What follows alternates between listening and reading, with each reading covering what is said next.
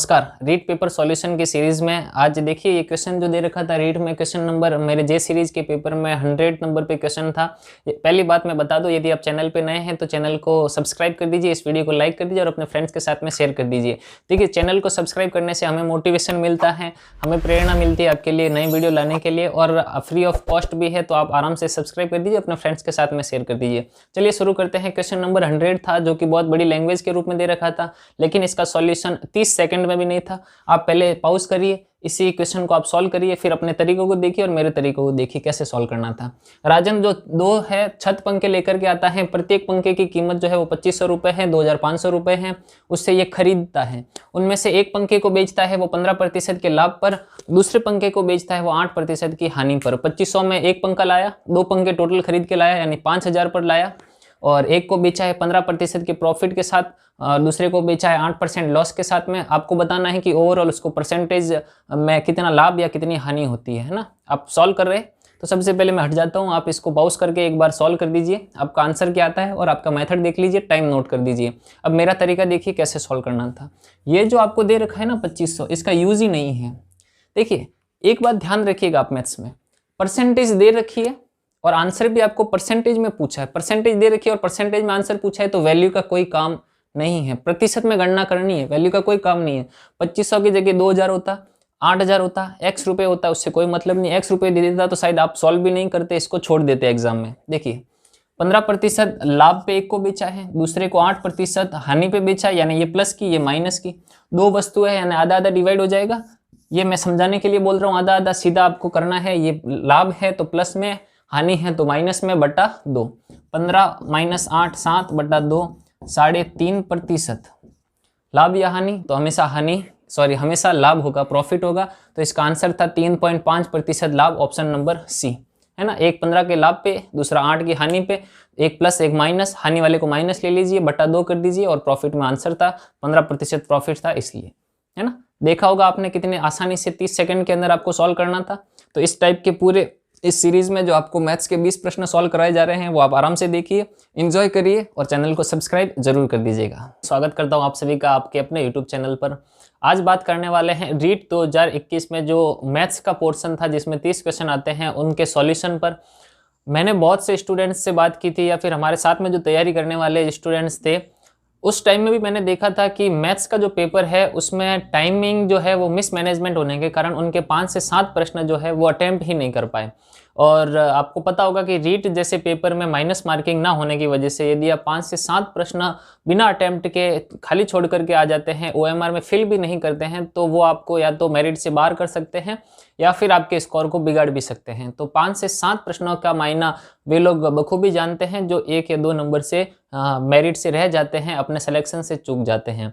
तो रीट का जो पेपर मैथ्स का था, हालांकि वो इजी पेपर था, लेकिन फिर भी उस समय मिसमैनेजमेंट हुआ या किसी भी प्रकार का, आपको पता होगा कि जब अपन एग्जाम सेंटर में बैठते हैं और पेपर को सॉल्व करते हैं तो वहाँ पर अपना दिमाग एक अलग तरीके से काम करता है, जबकि उन्हीं प्रश्नों को आप घर आकर के जब सॉल्व करते हैं तो आसानी से, चाहे भले आप 5 मिनट में वो 20 प्रश्न कर दे, लेकिन उनका कोई मोल नहीं होता है। आपका जो मोल होता है वो होता है एग्जाम सेंटर में बैठ करके उन प्रश्नों को सही से टाइम जो दे रखा होता है उस फिक्स टाइम मैनेजमेंट के साथ में आप उन प्रश्नों को सही से सॉल्व करें, OMR सीट में आप फिल करें, आपको नंबर मिले, वो मायने रखता है। घर पे आकर के आप उसको सॉल्व कर पाते हैं तो वो मायने नहीं रखता है। तो मेरा जो मैथ्स का स्कोर था वो 28 था। थ्योरी में मेरे पूरे मार्क्स थे, लेकिन जो मेथड थे उनमें 2 प्रश्न OMR में मैंने गलत फिल कर दिए थे, इसकी वजह से 28 मार्क्स मेरा मैथ्स के अंदर था। आज जो अपन बात करने वाले हैं वो उसी पेपर की, रीट 2021 वाले पेपर का केवल मैथ्स वाला पोर्शन लेते हैं। मैथ्स में आपको पता होगा कि टोटल 30 क्वेश्चंस होते हैं, उसमें से जो है वो 20 क्वेश्चन जो है वो तो आपके थ्योरी से होते हैं और 10 प्रश्न जो है वो टीचिंग मेथड से होते हैं। तो यहाँ पर टीचिंग मेथड को डिस्कस नहीं करेंगे, केवल और केवल इसमें से जो 20 क्वेश्चन जो होते हैं, इस 20 क्वेश्चंस यानी कि 20 प्रश्नों पर अपन आज चर्चा करने वाले हैं। ऐसे तरीके देखेंगे, हालांकि स्मार्ट जो लोग कहते हैं कि स्मार्ट तरीके होते हैं, एग्जाम में बैठ करके सभी इन 20 प्रश्नों पर स्मार्ट फॉर्मूले लगाना, स्मार्ट तरीके से उनका सॉल्यूशन निकालना संभव नहीं हो पाता है। घर पे आकर के आप जरूर उनके सॉल्व कर सकते हैं, लेकिन एग्जाम सेंटर में प्रेशर की वजह से इतना अच्छे से अपन वहाँ पर परफॉर्म नहीं कर पाते हैं। तो सभी प्रश्नों को तो स्मार्ट तरीके से नहीं कर सकते, लेकिन कुछ प्रश्न जो कि आपको इतना टाइम खा रहे होते हैं, अपन उसमें थोड़ा सा स्मार्ट तरीका लगाते तो जल्दी से आप सॉल्व कर पाते। आपको 2.5 घंटे में पूरा पेपर करना था। यदि 2.5 घंटे में पूरा पेपर हो जाता है तो आपका टाइम मैनेजमेंट बहुत बढ़िया था। और टाइम मैनेजमेंट बिगाड़ने का काम जो है वो मैथ्स जैसे सब्जेक्ट जरूर करते हैं। साइकोलॉजी, हिंदी, इनमें तो आपको सीधा पढ़ना होता है और ऑप्शन वाइज देख करके सीधा सेलेक्ट करना होता है कि ऑप्शन ए सही है, बी सही है, या जो भी ऑप्शन सही होता है। लेकिन मैथ्स जैसे थोड़ा सा डिफिकल्ट सब्जेक्ट होता है। हालांकि रीड का स्तर जो है मैथ्स का वो इतना बढ़िया नहीं होता है कि आप उसमें से प्रश्न नहीं कर पाए। थोड़ा सा यदि आपका बेसिक स्ट्रॉन्ग है, आपने प्रैक्टिस कर रखी है, तो आराम से हो जाता है। तो चलिए शुरू करते हैं पेपर को सॉल्व करने की। अब बारी आ गई है तो एक एक प्रश्न करके सॉल्व करते हैं। मेरे पास में रीट 2021 वाला पेपर भी है, आप देख सकते हैं। ये पेपर है मेरा, जे सीरीज का पेपर था।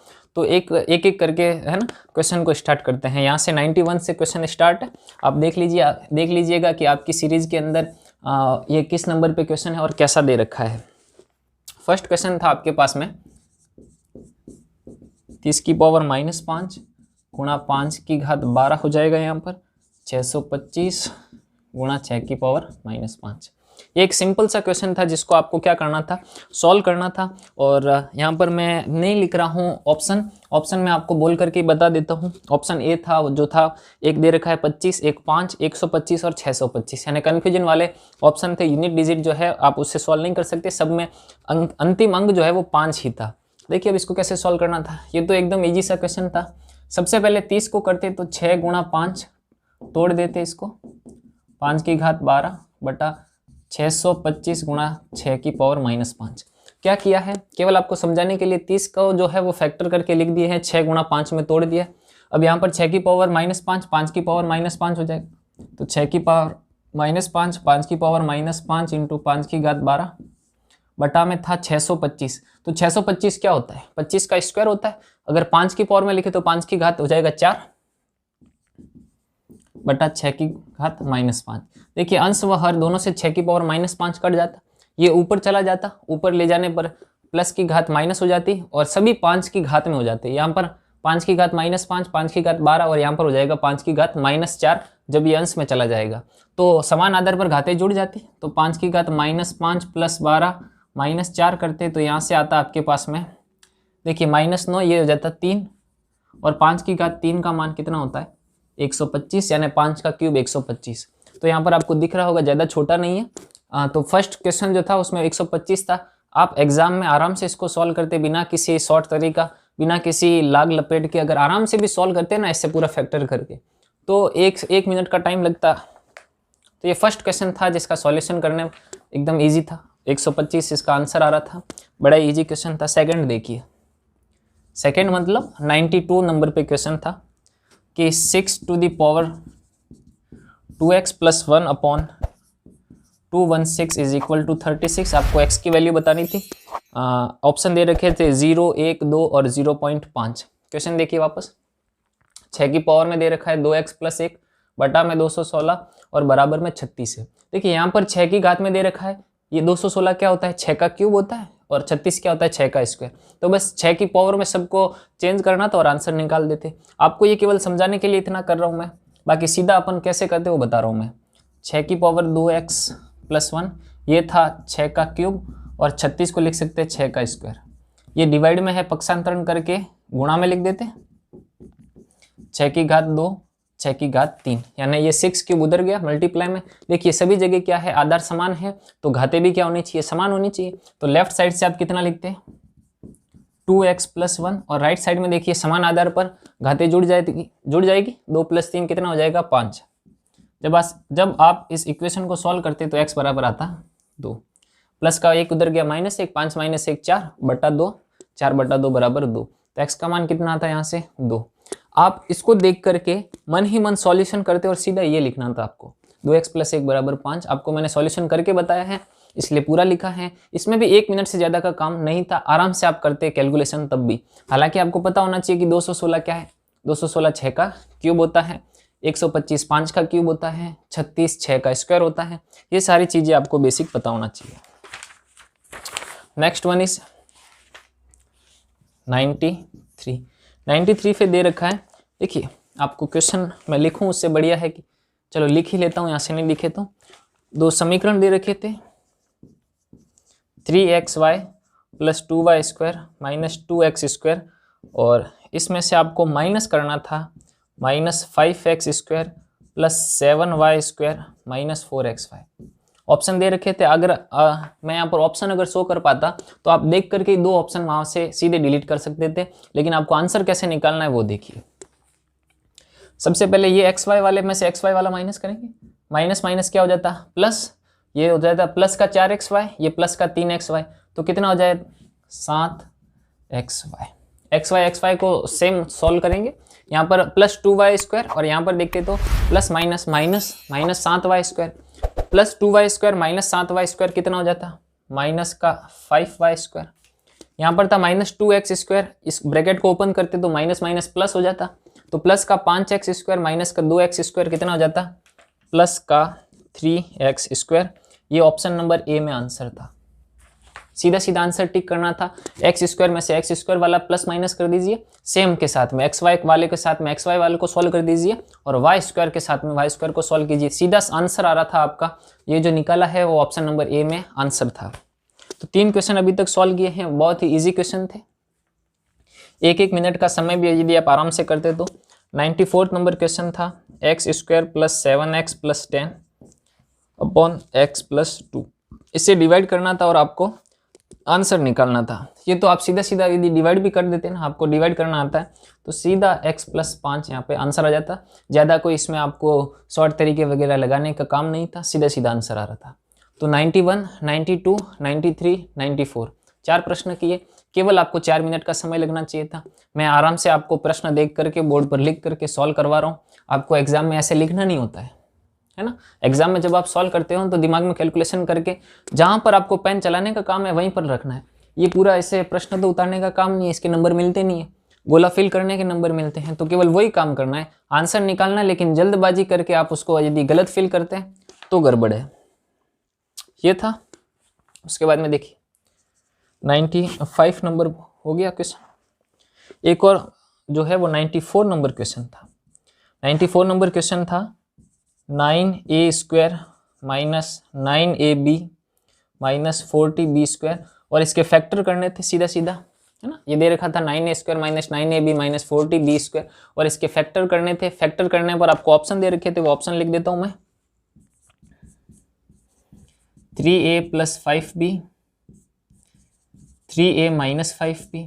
ऑप्शन नंबर बी जो है वो 3a प्लस 5b, यहाँ पर दिख रहा है आपको 3a plus 5b, 3a minus 8b, ऐसे ऑप्शन दे रखे थे। 2 ऑप्शन और भी है, आप उनको सीधा सीधा काट सकते थे।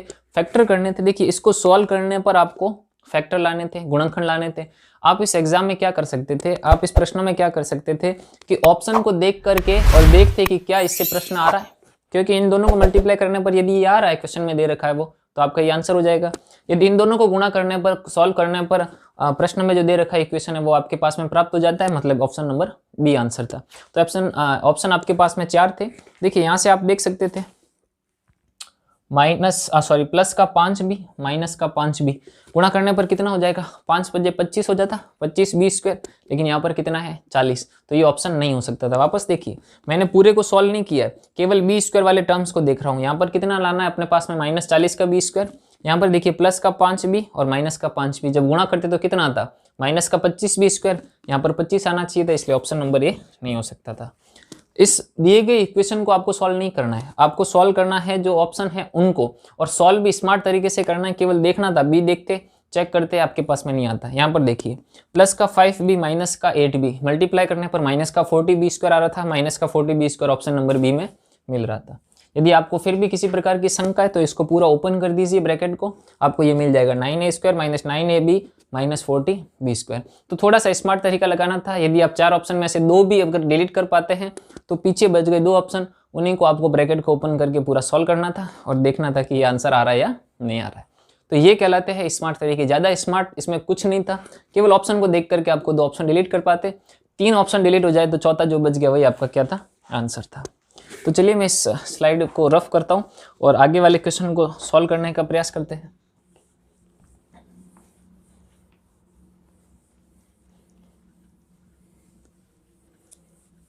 ना। बड़े इजी तरीके से यदि आप सॉल्व करते हैं ना तो भी आपके आराम से सारे के सारे क्वेश्चन सॉल्व हो जाते हैं। एक दो क्वेश्चन केवल थोड़े से आपको लग रहे थे जो भारी हो सकते थे या फिर आप करने में दिक्कत होती, लेकिन बाकी सभी क्वेश्चन में मुझे ऐसा कुछ लगा नहीं कि आप उनको नहीं कर सकते थे, है ना। तो आराम से सॉल्व करते तो पूरा हो जाता। लेकिन हाँ, एग्ज़ाम का प्रेशर ही कुछ ऐसा होता है जहाँ पर 2 और 2 आपको 4 नहीं दिखते हैं, है ना। तो ये थोड़ी सी चीज़ें रहती है, प्लस माइनस की गड़बड़ हो जाती है। ऑप्शन में आपको वही उत्तर मिल जाता है जो आपने गलती से निकाला है। तो इस तरीके की होती है। देखिए आगे दे रखा है क्वेश्चन नंबर 96। क्वेश्चन नंबर 96 में क्या करना है आपको, देखिए।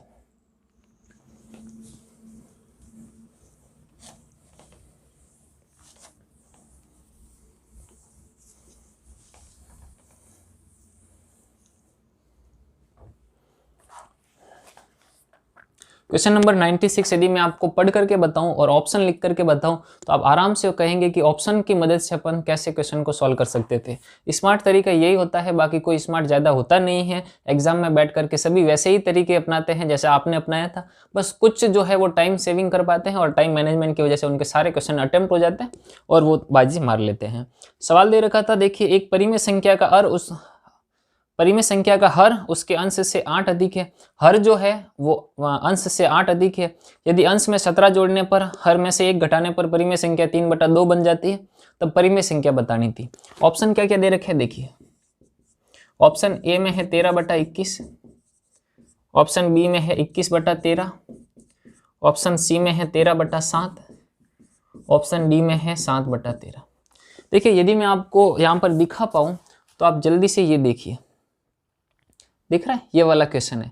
मैंने 3 ऑप्शन काट दिए हैं, दिख रहा है, देखिए 3 ऑप्शन मैंने काट दिए हैं और कोई सॉल्यूशन नहीं किया, बिना किसी सॉल्व किए 3 ऑप्शन काट दिया, 1 बच गया, वही मेरा आंसर था।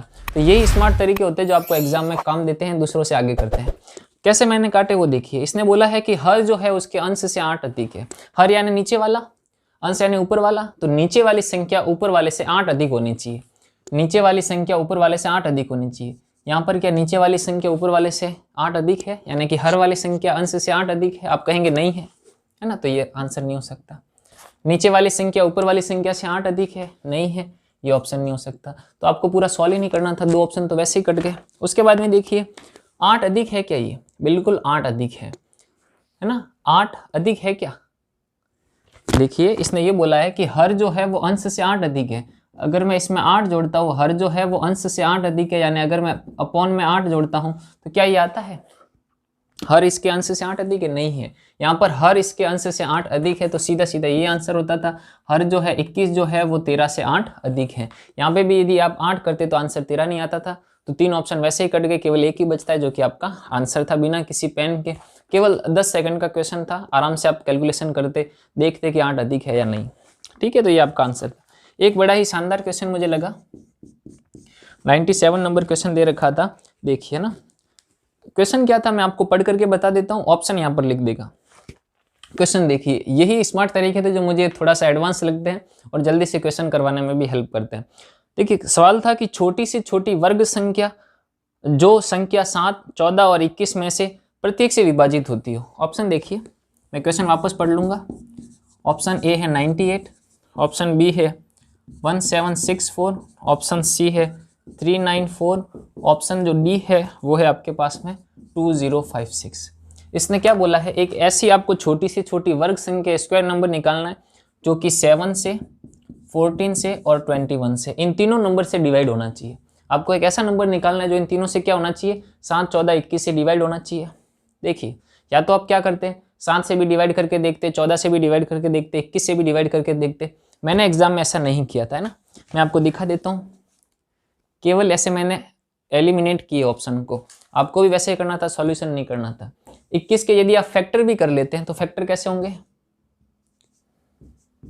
ये होता है 7 या 21, 7 3 21, 7 और 3।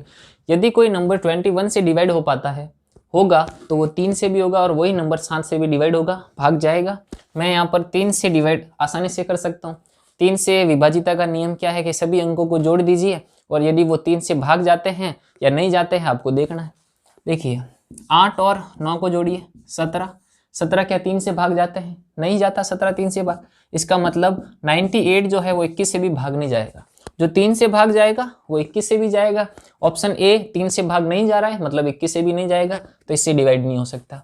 और 3 से भाग कैसे चेक करते हैं, सभी अंकों को जोड़ देते हैं और देखते हैं कि वो क्या 3 के पाड़े में आते हैं। देखिए 7 और 1 8, 8 और 4 12, 12 और 6 18, ये भाग जा रहा है ना। तो ये आपका उत्तर हो सकता है, यही होगा, मैं नहीं कह रहा हूँ, ये उत्तर हो सकता है।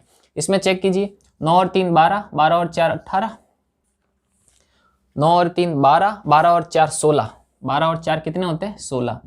क्या 16 3 से भाग जाता है, नहीं जाता है, मतलब ऑप्शन नंबर सी भी आपका आंसर नहीं होता। समझ रहे, आपको पूरा सॉल्व नहीं करना है। इनको जोड़िए, 6 और 5 11, 11 और 2 13, 13 3 से भाग नहीं जाते, यानी ये भी नहीं।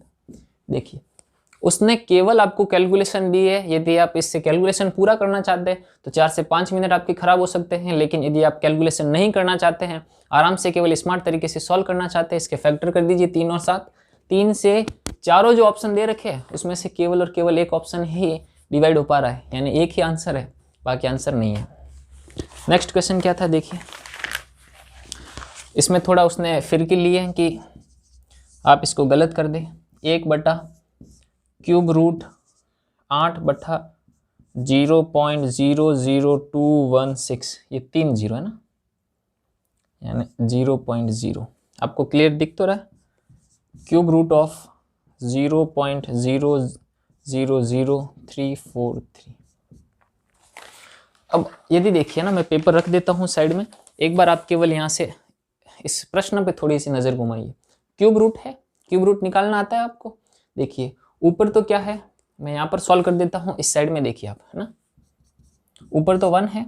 8 का क्यूब कितना होता है, आप कहेंगे 2 अपॉन, इसका क्यूब रूट कितना होता है, 3 3 का पेयर बनाता है, 3 का पेयर 3 का पेयर 216। अभी मैंने बताया था फर्स्ट वाले क्वेश्चन में या सेकंड वाले क्वेश्चन में, किसका क्यूब रूट होता है, 6 का होता है। और ये एक 0 यहाँ से, एक 0 यहाँ से, तो 0.06 यही आना था क्यूब रूट। यहाँ से क्यूब रूट निकालिए, 3 0 यानी सॉरी 3 0 का एक सेट बनता है, 3 संख्या का एक सेट बन जाएगा। 3 4 3 किसका क्यूब रूट है, 7 का, और आगे इतने 3 0 है, उसकी जगह एक 0 आ जाएगा जब क्यूब रूट होता है ना। जब इसको आप पलटेंगे तो कितना हो जाएगा, ये हो जाएगा आपके 0.03। यहीं पे सॉल्व करवा देता हूँ। जब आप इसको पलट करके डिवाइड करेंगे तो 0.3 प्लस 0.07, ये 0.03, आंसर कितना हो जाएगा, सीधा सीधा 1 हो रहा था। इसको पलट करके डिवाइड कर दीजिए, इसमें प्लस कर दीजिए, सीधा कितना आ रहा है 1। तो आपका आंसर इसमें 1 था, है ना, 1 आंसर था। मैंने 0.1 लगाया है, कहीं गड़बड़ तो नहीं की, है ना। 0.1 सॉरी 1 कैसे होगा, है ना, 0.1 0.01। देखिए यही गलती होती है एग्जाम में भी, यदि मैंने ये गलती की होती तो ये क्वेश्चन मेरा रॉन्ग हो जाता, सही आंसर लगा, है ना। 0.03 इनको प्लस करते तो 0.1 आ जाता, कितना आता 0.1। ये आपका आंसर है, जोड़ दीजिएगा 7 और 3 10, पॉइंट लगा देंगे तो 0.1 हो जाएगा। उसके बाद में एक क्वेश्चन दे रखा था जो थोड़ा सा अलग तरीके से सॉल्व करना था, इसमें बहुत ज़्यादा कन्फ्यूजन हुए थे। 99 नंबर पे क्वेश्चन है और बहुत से बच्चों ने एग्जाम से बाहर आने के बाद में ये बोला था कि इस सवाल में बोनस मिलने वाला है। कौन सा सवाल, 99 नंबर पे, ये था आपके इंटरेस्ट से यानी कि ब्याज से, चक्रवर्ती ब्याज का क्वेश्चन दे रखा था और नहीं लिखा था कि चक्रवर्ती ब्याज है ना। तो बच्चों ने ये सोचा, स्टूडेंट्स ने ये सोचा, मेरे भी दिमाग में उस टाइम आया था कि ये सरल ब्याज से हो सकता है, और सरल ब्याज से आंसर निकालने पर आंसर नहीं आ रहा था। लेकिन मैं इसकी लैंग्वेज आपको पढ़ करके बता देता हूँ, आप देखिए। शंकर एक मशीन खरीदने के लिए 25,000 रुपये का ऋण लेता है, लोन लेता है, यानी मूलधन कितना हो गया, 25,000 हो गया। मूलधन कितना हो गया, 25,000। और टाइम दे रखा है 1 वर्ष 6 माह, टाइम दे रखा है 1 वर्ष 6 माह, 1 वर्ष और 6 माह का समय है। 12% वार्षिक दर, यानी कि रेट कितनी है, रेट जो है वो 12% है। 12% वार्षिक दर से कितना धन लौटाएगा, है ना, जिसमें आपका प्रिंसिपल मूलधन भी हो गया और इंटरेस्ट यानी ब्याज भी हो गया, जबकि ब्याज वार्षिक संयोजित होता है। इसी लाइन से आपको पता लग रहा होगा कि ये चक्रवर्ती ब्याज का सवाल है, साधारण ब्याज का नहीं है, सिंपल इंटरेस्ट का नहीं है, कंपाउंड इंटरेस्ट का क्वेश्चन है। दे रखा है कि जबकि ब्याज जो है वो वार्षिक संयोजित होता है। अगर बात संयोजन की है, इसका मतलब तो चक्रवर्ती ब्याज है। यदि ऐसा नहीं कहता कितनी राशि लौटाएगा, सीधा सीधा ये पूछ लेता, तब तो सरल ब्याज हो जाता। तो लास्ट वाली लाइन है जबकि ब्याज वार्षिक संयोजित होगा, तो इसमें कैसे सॉल्व करना था आपको। देखिए आपको ये पता लगाना था केवल कि ये चक्रवर्ती ब्याज है कंपाउंड इंटरेस्ट है, उसके बाद आप कर लेते। बस यही खास बात थी। कैसे करते हैं? 25,000, 12% की ब्याज से कितना लगता? 112/100। फिर 6 माह, 6 माह का मतलब आधा साल, आधा साल का मतलब आधा ब्याज, तो 12 ना लग करके कितना लगता? 6%, है ना। सक्सेसिव मेथड कहते हैं इसको। सक्सेसिव मेथड से आप इसको यदि सॉल्व करते, आंसर निकालते, तो सीधा सीधा आपका आंसर मिल जाता था 29,660। 660 नहीं, 80, 29,680। ऑप्शन नंबर डी जो है वो आपको आंसर मिल जाता। बस यही देखना था इसमें आपको कि ये चक्रवर्ती ब्याज है, ना कि सिंपल इंटरेस्ट यानी कि सरल ब्याज नहीं था। कैसे पता लगा? संयोजन की बात की है, संयोजन की बात केवल और केवल इसी में होती है। तो यहाँ तक अभी तक हमने क्वेश्चन सॉल्व किए हैं 99 तक। हालांकि मुझे तो समझाने में ज़्यादा टाइम लग रहा है, आपको एग्जाम में बैठ करके सॉल्व करना है, केवल सॉल्व करके गोला भरना है, किसी को समझाना तो है नहीं। नेक्स्ट क्वेश्चन सॉल्व करते। नेक्स्ट है क्वेश्चन नंबर 100, शतक, है ना। शतक 100 नंबर पे क्वेश्चन था कि राजन नाम का एक लड़का है जो 2 पंखे 2500 रुपये प्लस 2500 रुपये के हिसाब से लेकर के आता है, यानी कि पर फैन प्रत्येक पंखे का मूल्य कितना दे रखा है? 2500 रुपये, 2500, 2500, 2 पंखे लेके आता है।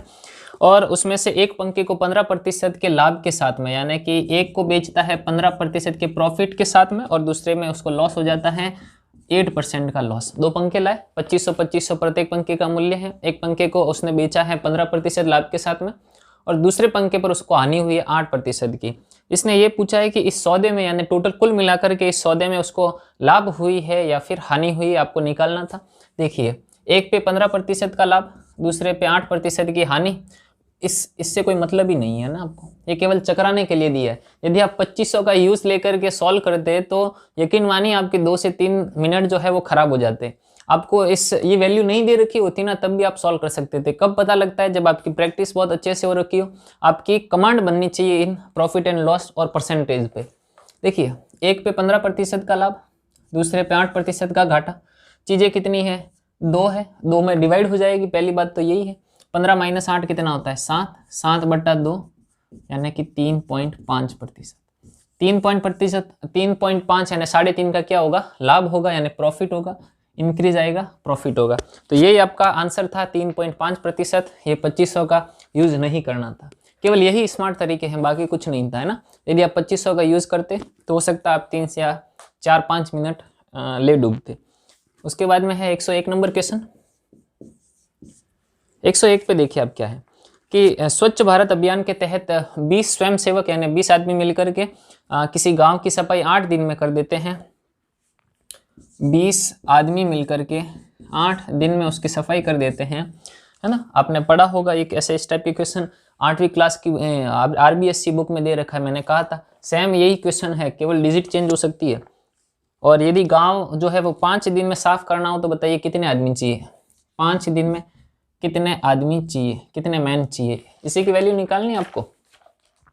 टाइम एंड वर्क यदि आपने पढ़ा है तो MDH फॉर्मूला पढ़ा होगा, मैन, डे और इस प्रकार से। और नहीं पढ़ा है तो 8th या 7th क्लास की RBSC की बुक में यही क्वेश्चन दे रखे हैं, आपको देखना है। पहले देखिए 5 से इसको काट देते हैं, कितनी बार? 4, 4 × 32 दिन। कितना लगता है बताओ? 32 दिन नहीं, मेंबर निकालना है तो मेंबर निकालना है तो मेंबर हो जाएंगे। यानी कि यदि गांव को 5 दिन में साफ करना है तो कितने बच्चों की आवश्यकता होगी, कितने स्वयंसेवक चाहिए? 32। और 32 इस क्वेश्चन का क्या था? आंसर था। एक ही लाइन में क्वेश्चन आंसर निकालना है आपको, ज़्यादा कोई आपको था नहीं इसमें। क्वेश्चन नंबर 102 देखिए, बड़ा ही ईजी था, टाइम एंड वर्क का क्वेश्चन था। ये भी आपको RBSC की बुक में मिल जाएगा कि पार्थ द्वारा झुंझुनू से जोधपुर 60 किलोमीटर प्रति घंटे की औसत साल से 6 घंटे में पहुंचता है। यानी कि झुंझुनू जो है वहाँ से जोधपुर जाता है तो आपको समय कितना लगता है? देखिए 6 घंटे का समय लगता है, और 60 किलोमीटर प्रति आवर 60 की स्पीड से कोई गाड़ी चलाता है। अब आप सीधा कॉमन सेंस से बताइए, कोई 60 की स्पीड से 6 घंटे लगातार गाड़ी चलाता है तो उसने कितनी डिस्टेंस कवर की होगी, कितनी दूरी तय की होगी? तो इन दोनों का मल्टीप्लाई करने पर डिस्टेंस जो आ जाएगी आपके पास में 360 किलोमीटर आ जाएगी, है ना। कॉमन सेंस से निकालना, कोई फॉर्मूला नहीं लगाया कि यदि आप 6 घंटे लगातार गाड़ी चलाते हैं वो भी 60 की स्पीड से, तो आपने कितनी डिस्टेंस कवर की? तो इन दोनों का मल्टीप्लाई कर देंगे। 360 किलोमीटर डिस्टेंस, यानी कि झुंझुनू से जोधपुर के बीच की प्रश्नानुसार डिस्टेंस कितनी आ गई? 360। क्या पूछा है? वापस आ रहा है, जोधपुर से झुंझुनू वापस आते समय कार की एवरेज स्पीड, औसत साल, औसत जो चाल होती है, एवरेज स्पीड, वो कितनी रखनी चाहिए कि आप जो है वो 4.5 घंटे में पहुंच जाए। इतनी डिस्टेंस कवर करनी है, 4.5 घंटे में पहुंचना है, यानी डिवाइड करना पड़ेगा। डिवाइड कैसे करेंगे, ये मिश्र भिन्न सरल भिन्न में बदल दीजिए। 4 दूनी 8 और 1 9, 9/2। इसको भाग देना है 9/2 से, तो हो जाएगा 360, पलट करके 2 ऊपर और 9 नीचे। 9 से 1 काटा, 4, 80। क्या पूछा है, स्पीड पूछिए, कितनी स्पीड चाहिए, ये सॉल्व कर दीजिएगा आप, है ना। तो ये 80 की स्पीड से, है ना। तो वापस लौटते समय यदि उसको 360 किलोमीटर की डिस्टेंस 4.5 घंटे में कवर करनी है तो गाड़ी की स्पीड कितनी रखनी पड़ेगी, 80। कॉमन सेंस है, आरबीएससी का क्वेश्चन है, बोर्ड की किताबें आप खंगाल लेना, आपको मिल जाएगा, केवल वैल्यू चेंज होगी। उसके बाद में एक क्वेश्चन दे रखा है, ये तो आप पढ़ते ही हैं परसेंटेज में, है ना। ये तो सीधा सीधा परसेंटेज का टाइप दे रखा है, आपने चाहे कहीं से भी पढ़ा हो, किसी भी बुक से पढ़ा हो, ऐसे क्वेश्चन मिल जाएंगे। कि एक गांव की जनसंख्या है जो कि शुरुआत में 50,000 थी, 50,000 की गांव की जनसंख्या थी। उसके पश्चात पहले वर्ष में 5% की बढ़ोतरी होती है ना। पहले साल में क्या हो गया, 5% इंक्रीज हो गई। महामारी के कारण दूसरे वर्ष 10% कमी हो गई। उसके बाद में तीसरे वर्ष वापस 4% बढ़ गई, है ना। पहले साल 5% बढ़ती है, दूसरे साल 10% घटती है, तीसरे साल वापस 4% बढ़ जाती है। वही जो मेथड मैंने पिछली बार बताया था, सक्सेसिव मेथड। ऐसे सारे क्वेश्चन सक्सेसिव से करना इजी रहता है। देखिए 5% बढ़ गई यानी 105/100, 10% घट गई यानी 100 से हो गई 90, 100 पर गणना कर रहे हैं। 4% बढ़ रही यानी 104/100, और 4 जीरो से तो 4 जीरो कट जाता, और इन सबको मल्टीप्लाई करके आप 100 का भाग देते तो आता 49/140, है ना। ये तो करना ही पड़ेगा आपको, है ना। कुछ स्मार्ट तरीका इसमें नहीं लगा सकते, जोड़ बाकी गुणा भाग तो करनी पड़ेगी। 5 और 5 10 ही होता है, जोड़ना पड़ेगा ना। नेक्स्ट जो है क्वेश्चन 104 नंबर पे है, ज्योमेट्री में है। आपको हो सकता है आरबीएससी की बुक में मिले ना मिले इतना याद नहीं है, लेकिन आपने यदि किसी भी बुक से मिलाया तो आपको बेसिक कंसेप्ट से इसको सॉल्व करना था। देखिए क्वेश्चन क्या था, पी और क्यू 2 लाइनें दे रखी है और इस प्रकार से ये प्रश्न दे रखा था। ये जो कोण है आपके पास में 95 डिग्री है ना, ज़्यादा छोटा नहीं लिखा है, आप देखना ये 95 डिग्री है। और आपको और क्या दे रखा है, ये वाला कोण जो है वो 30 डिग्री दे रखा है। यहाँ पर ये कोण x है और x का मान निकालना है। ये 2 रेखाएं हैं, 2 लाइन्स है P एंड Q, ये पैरेलल है यानी कि P और Q समांतर रेखाएं हैं। अब ये दोनों समांतर है तो आप मुझे बताइए, ये 95 है तो ये वाला कोण भी कितना होगा, 95। ये 95 है, पूरा 180 होना चाहिए, तो ये वाला बच गया, वो कितना बचेगा बताओ, 85 डिग्री। इस साइड में 85 है तो ये पूरा भी कितना होना चाहिए, 85 होना चाहिए। ये शीर्षाभिमुख कोण है, x इधर है तो ये भी कितना हो जाएगा, x, यानी कि x + 30 की वैल्यू कितनी होनी चाहिए, 85। वापस देखिए, ऐसे ही आपको एग्जाम में सॉल्व करना है, वहां पर आपको ज़्यादा टाइम नहीं मिलता है। ये 95 है, पूरा 180 होना चाहिए लीनियर, तो ये 85 हो जाएगा। इस साइड में 85 है तो इस साइड में भी पूरा 85 होना चाहिए, यानी कि इस x की वैल्यू + 30 की वैल्यू 85 होनी चाहिए। तो x + 30 = 85, x की वैल्यू 85 - 30, तो x की वैल्यू कितनी आती है आपके पास में, 55। ये इसका आंसर था। केवल 1 मिनट का क्वेश्चन था, सीधा दिमाग लगाना था। 95 तो ये 85, ये 85 तो ये पूरा 85, और वर्टिकल ऑपोजिट एंगल यानी शीर्षाभिमुख कोण ये x तो ये भी x, x + 30 = 85, और लिख करके सॉल्व करना था, 55 सीधा आंसर मिल जाता। उसके बाद में एक क्वेश्चन दे रखा है, 105 नंबर क्वेश्चन है। देखिए क्या दे रखा है ना, त्रिभुज ABC सर्वांग सम है त्रिभुज FDE के। ये दोनों त्रिभुज क्या है, सर्वांग सम। ज़्यादा आपको लोड नहीं लेना है, बना दीजिए, समझ में नहीं आए तो बना दीजिए। ABCD, ABC और DEF, FDE दे रखा है, FDE, तो यहाँ पर F दे दीजिए, यहाँ पर D दे दीजिए, यहाँ पर E दे दीजिए। ये दोनों त्रिभुज क्या है, सर्वांग सम है। मैंने इस क्वेश्चन को सॉल्व करते टाइम देखिए कुछ नहीं बनाया है ना, जो किया है वो काम यहाँ पर आपको दिख जाएगा, यहीं पे मैंने सॉल्व किया पूरा, तो यहाँ पर कुछ नहीं किया है। और ये क्वेश्चन मुझे थोड़ा सा अच्छा लगा था, उसी टाइम मैंने स्टार मार्क कर दिया था कि इसको थोड़ा आराम से करना है, मैंने इसको छोड़ दिया था, कैलकुलेशन लगी थी मुझे और आंसर भी गलत आया था 2-3 बार। तो कुछ ऐसे क्वेश्चन होते हैं। इसमें आपको दे रखा है एंगल बी जो है वो 40 है, एंगल बी दे रखा है 40, और ए बी की वैल्यू दे रखी है आपके पास में 5 सेंटीमीटर। ए बी की वैल्यू दे रखी है 5 सेंटीमीटर, बी 40 दे रखा है, एंगल ए 80 डिग्री है। ये वाला एंगल ए जो है वो दे रखा है 80 डिग्री। मैं आपके सामने ऑप्शन लिखना चाहूँगा इस क्वेश्चन के अंदर। ऑप्शन देखिए आप, है ना, इसने ये पूछा है, ऑप्शन दे रखे थे, ऑप्शन नंबर ए, है ना, कौन सा कथन सत्य होगा, करेक्ट आपको बताना था। DF जो है वो 5 सेंटीमीटर, एंगल एफ बराबर 60 डिग्री। ऑप्शन नंबर बी देखिए क्या दे रखा था, ऑप्शन बी दे रखा था D F is equal to 5 centimetre, angle E is equal to 60 degree. C पे दे रखा है D E is equal to 5 centimetre, angle E is equal to 60 degree. केवल बताने के लिए कि आप ऑप्शन की मदद से इसको कैसे सॉल्व कर सकते थे बिना पेन को हाथ दिए, केवल दिमाग आप थोड़ा सा चलाते तो आंसर आ जाता। ये सारे ऑप्शन आपको दिख रहे होंगे, क्लियर है। देखिए यदि ए बी की वैल्यू 5 सेंटीमीटर है और ये दो कोण दे रखे हैं, यानी कि साइड एंगल साइड वाले फॉर्मूले से ये सर्वांग एंगल, दो एंगल और एक साइड है, इसी फॉर्मूले से ये जो होंगे वो सर्वांग सम होने चाहिए। देखिए ए बी की वैल्यू 5 सेंटीमीटर है, तो आप बताइए दूसरी किस में हो सकती है, एफ और डी, यानी डी एफ कितना होना चाहिए 5 सेंटीमीटर। देखिए यहाँ पर डी और एफ नहीं है, नहीं हो सकता, डी और एफ नहीं है, नहीं हो सकता। दो ऑप्शन आप देख करके काट सकते हैं, यहाँ पर डी ई है जबकि आपके पास में डी एफ होना चाहिए, D F 5 centimetre, D F 5 centimetre, ठीक है। एंगल एफ 60, देखिए 60 कौन सा होना चाहिए, ये 80 है, ये 40 है, तो ये कितना होना चाहिए 60, मतलब सी एंगल 60 है तो ई एंगल 60 होना चाहिए, एफ 60 नहीं होना चाहिए। ऑप्शन नंबर बी, केवल यही तरीका था। 1 मिनट भी इसमें आपको सॉल्व करते समय 1 मिनट का भी समय नहीं लगना चाहिए था, सीधा सॉल्व करते आप देख करके सर्वांग समता के नियम पता होने चाहिए। 7वीं क्लास में आपके आरबीएससी बोर्ड में मिल जाएंगे इस टाइप के क्वेश्चन। तो ये क्वेश्चन था 105 नंबर, टोटल 110 प्रश्न थे, आगे के मैं सॉल्व करवा रहा हूँ। नेक्स्ट है क्वेश्चन नंबर 106 यानी 106।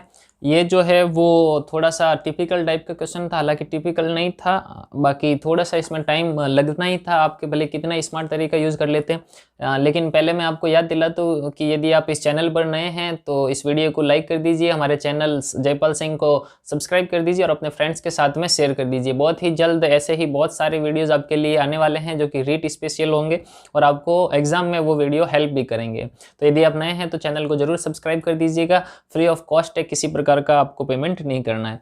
देखिए क्वेश्चन नंबर 106 था, उसमें क्या था मैं पढ़ के सुना देता हूं, क्योंकि लिखेंगे तो फिर बिना फालतू का टाइम ज़्यादा लगेगा और वीडियो लंबा हो जाएगा, तो मैं पढ़ के ही आपको बताऊंगा। हाँ, 588 मीटर लंबे और 50 मीटर चौड़े एक आयताकार खेत में से, देखिए मैं आपको डायग्राम बना करके बता देता हूँ, थोड़ा सा समझ में आएगा।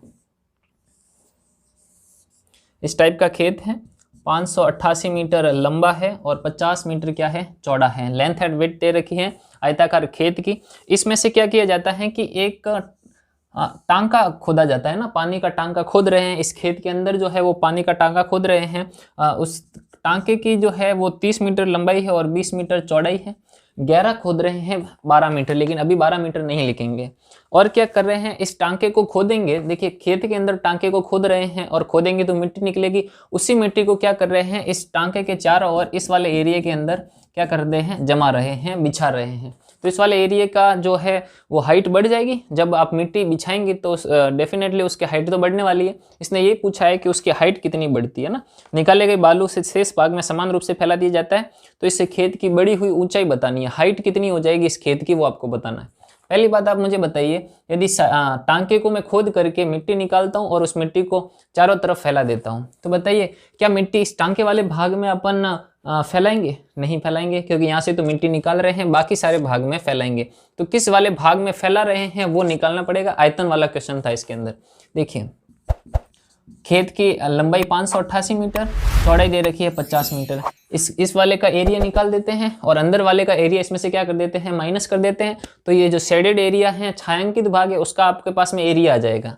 तो देखिए अंदर वाले का है 30 × 20, जब आप इसको करेंगे तो ये हो जाता है आपके पास में 29,400 और ये हो जाएगा 600, माइनस करने पर आ जाएगा 28,800। 400 और 200 600, 28,800 आ जाएगा। ये वैल्यू किसकी आई है, इस वाले भाग को छोड़ करके जो छायांकित भाग है इस यहाँ पे, इसमें क्या कर रही है, मिट्टी बिछा रहे हैं। 28,800 पर मिट्टी बिछाने पर मान लो इसकी हाइट h हो गई, ये आयतन आ गया, ये लंबाई इंटू चौड़ाई से आ गया, ये आयतन आ गया। और मिट्टी कहाँ से निकाल रहे हैं, टांके से। टांके की लंबाई चौड़ाई ऊंचाई आपको दे रखी है 30 × 20 × 12। h की मान निकालनी है आपको, h की वैल्यू निकालनी है, यानी कितना वो ऊपर उठेगा। तो 30 × 20 × 12 बटा 28,800। जब आप इसको सॉल्व करते तो आपके पास में आता 0.25 मीटर। अब जब आप इसको सॉल्व करते तो 0.25 मीटर आता, लेकिन ऑप्शन में जो है वो 0.25 मीटर नहीं था। इसको चेंज करते सेंटीमीटर में तो ये हो जाता आपके पास में 25 सेंटीमीटर। तो ऑप्शन था आपके पास में 25 सेंटीमीटर, मीटर में अंदर 0.25 नहीं मिल रहा था। तो ये थोड़ा सा अच्छा क्वेश्चन था, इसमें आपको थोड़ा सा दिमाग लगाना था, टाइम टेकन भी था, 1-2 मिनट आपके खा ही लेता। नेक्स्ट क्वेश्चन दे रखा है क्वेश्चन नंबर 107। क्या है क्वेश्चन नंबर 107? एक घनाभ की विमाएं क्यूबॉइड दे रखा है जिसकी विमाएं दे रखी है 60 × 54 × 30। आपको ये क्वेश्चन आपने प्रैक्टिस की ही होगी। और इसके अंदर किस घनाभ के अंदर आपको घन रखने हैं, छोटे छोटे घन रखने हैं। तो छोटे छोटे घन की साइड 6 × 6 × 6 दे रखी है ना। बड़ी वाले का आयतन अपॉन छोटे वाले का आयतन, यदि आपको संख्या निकालनी हो, जब इसको आप काटते तो आपके पास में आ जाता 450। ये इसका आंसर था। ज़्यादा समय नहीं खाएंगे, सीधा सीधा आंसर आपको बताना है। ये तो आपने देखा ही होगा ना, बड़े का आयतन बटा छोटे का आयतन। जब आपको संख्या निकालनी हो कि एक बड़ी बॉल है उससे इतनी छोटी बॉल कितनी बनाई जा सकती है, तो डिवाइड करते हैं। एक दे रखा था, सीधा सीधा आप क्वेश्चन ही देख लीजिए ना, आपको मैं दिखा देता हूँ। क्वेश्चन नंबर है अपने पास में 108, 108 नंबर क्वेश्चन है ना, दिख रहा होगा क्वेश्चन नंबर 108। आप या तो फिर पॉज करके एक बार रोक लीजिए, मैं बता देता हूँ आपको, है ना। भार दे रखा है, टेबल दे रखी है और व्यक्तियों की संख्या दे रखी है। मैं यहाँ पर लिख देता हूँ वेट और यहाँ पर मैन लिख देता हूँ ताकि आपको पता रहे। 40 से 45, 45 से 50, 50 से 55 और 55 से 60। और व्यक्तियों की संख्या दे रखी है 4, 5, 10, 7। इसने क्वेश्चन में यही पूछा है कि 60 किलो वजन से कम वजन वाले व्यक्तियों की संख्या, यानी कि 60 किलो वजन यहाँ तक है और इससे कम सारे के सारे इंक्लूड है। तो 60 से कम व्यक्तियों की संख्या कितनी थी, सबको जोड़ना था। इन सबको आप जोड़ दे तो आपका आंसर कितना आता, 26। 60 से कम वजन वाले व्यक्तियों की संख्या केवल जोड़ आपको आती थी तो इसका आंसर निकाल देते थे। 30 सेकंड का भी क्वेश्चन नहीं था। उसके बाद में क्वेश्चन नंबर 109 दे रखा है, सेकंड लास्ट क्वेश्चन है। सेकंड लास्ट क्वेश्चन में आपको दे रखा था पाई चार्ट दे रखा था। इस प्रकार से पाई चार्ट है, कुछ कुछ आपके आंकड़े दे रखे थे। देखिए मैं बना देता हूं आपके लिए कि क्या दे रखा था। इस टाइप से दे रखा था। ये 108 डिग्री है, ये आपके पास में 36 डिग्री है, ये 72 डिग्री है, ये 54 डिग्री है और आपके पास में ये दे रखा है मजदूरी, है ना। इसमें दे रखा है कि निम्न पाई चार्ट, ये एक पाई चार्ट है। ये 36 डिग्री है, 36 डिग्री लोहा है, 108 डिग्री अन्य है, 72 डिग्री सीमेंट है और 54 डिग्री में ईंटें दे रखी है और मजदूरी का आपको पास में डिग्री नहीं है। यदि आप मजदूरी की डिग्री निकालना चाहते हैं तो टोटल 360 होता है, सभी को जोड़ करके 360 में से माइनस कर देंगे तो ये कितना आ जाएगा, 90 डिग्री आ जाएगा। निम्न पाई चार्ट एक कमरे के निर्माण में विभिन्न मदों में खर्च को दर्शाता है। यदि कमरे के निर्माण में कुल 2 लाख रुपए की मजदूरी लगती है, टोटल कितने की लगती है, 2 लाख रुपए। यदि पैसे की बात करें तो कितना दे रखा है, 2 लाख रुपए, 2 लाख रुपए हो गए। और यदि डिग्री की बात करते हैं तो कितने डिग्री, 360 डिग्री, यानी 2 लाख की वैल्यू 360 डिग्री के बराबर है। आपको पूछा है कि मजदूरी पर कितना व्यय होता है, तो मजदूरी का व्यय कितना है, 90 डिग्री। ये रहा 90 डिग्री। जब आप इसको सॉल्व करते तो आपके पास में आंसर आ जाता 50,000, है ना। इसको केवल सॉल्व करना था, केवल आपको 90 डिग्री निकाल करके इसमें भाग दे करके 90 से गुणा करना था। क्यों किया, आपने देखा होगा 8th क्लास की आरबीएससी बोर्ड की किताब है, वहां पर आपको ये क्वेश्चन मिल जाएगा। Same as it is question है, पाई चार्ट वाला क्वेश्चन है। 2 लाख टोटल 360 डिग्री के बराबर है, क्योंकि टोटल 360 है, टोटल खर्चा 2 लाख है। 90 डिग्री मजदूरी का निकालना है। मान लो आपको लोहे का निकालना होता 36 डिग्री का, तो 36 डिग्री से गुणा कर देते हैं। नेक्स्ट क्वेश्चन है, ये बड़ा सा इंटरेस्टिंग क्वेश्चन दे रखा था। इंटरेस्टिंग तो क्या है, केवल प्रायिकता वाला सवाल था 10वीं क्लास से, कि एक थैले में 15 लाल गेंदे हैं, यानी कि रेड बॉल जो है वो 15 है और ग्रीन बॉलों की संख्या आपको पता नहीं है। मान लेते कि x number of balls green है ना। तो एक थैले में 15 लाल गेंदे, कुछ हरी गेंदे हैं। यदि एक हरी गेंद निकालने की प्रायिकता 1/6 है, हरी गेंद की प्रायिकता दे रखी थी 1/6। हरी गेंदों की संख्या पूछी, ऑप्शन आपके पास में थे 5, 3, 4 और 2, यानी 2, 3, 4, 5 ऑप्शन में थे। कैसे करना था, देखिए 1 मिनट का भी क्वेश्चन नहीं था। ग्रीन बॉल निकालने की प्रायिकता 1/6, यानी कि यदि टोटल बॉल 6 हैं तो उसमें से एक बॉल क्या निकलेगी, ग्रीन निकलेगी। टोटल 6 हैं तो एक ग्रीन निकलेगी, तो ग्रीन बॉल इसके हिसाब से 1, तो पीछे बच गई 5, कौन सी हो गई, वो लाल हो गई, यानी कि रेड बॉल कितनी हो गई, 5। प्रायिकता क्या होती है, टोटल में से फेवरेबल आउटकम्स। तो ग्रीन बॉल जो है वो 6 में से 1 है, तो लाल कितनी हो जाएगी 5। प्रश्न में देखिए लाल कितनी दे रखी है 15, 5 नहीं है ये तो 15 है, यानी 3 गुणी है, तो ग्रीन 1 नहीं है 3 है, और ये इसका आंसर है। ग्रीन बॉलों की संख्या कितनी थी 3। तो यहाँ पर 20 के 20 क्वेश्चन सॉल्व करवाए हैं, हालांकि थोड़ा टाइम लगा है क्योंकि प्रश्न में लिखने भी होते हैं, पढ़ने भी होते हैं और उसके बाद में सॉल्व भी करवाने होते हैं। लेकिन आपको तो एग्जाम में क्या करना था, आपको सीधा सीधा क्या करना था, बिना कोई क्वेश्चन लिखना था, बिना फालतू की आपको जो कैलकुलेशन है वो भी नहीं करनी थी, सीधा एग्जाम ओरिएंटेड क्वेश्चन को सॉल्व करना था। आप यदि मैक्सिमम भी माने तो 20 क्वेश्चन के लिए 20 मिनट पर्याप्त थे, उससे ज़्यादा आपको समय नहीं देना था। यदि आपका टाइम मैनेजमेंट बहुत बढ़िया रहा होगा तो आपने अच्छे से किया होगा, और बाकी आपके सामने सॉल्यूशन है ही है। यदि आप चैनल पर नए हैं जयपाल सिंह पर, तो इस चैनल को सब्सक्राइब कर दीजिए। आने वाले टाइम में ऐसे ही बहुत सारे आपको नए वीडियो, इंटरेस्टिंग वीडियो मिलते रहेंगे, रीड से संबंधित, मैथ से संबंधित, साइको से संबंधित। बाकी अपने फ्रेंड्स के साथ में शेयर कर दीजिए, वीडियो को लाइक कर दीजिए। मिलते हैं नेक्स्ट क्लास में, धन्यवाद।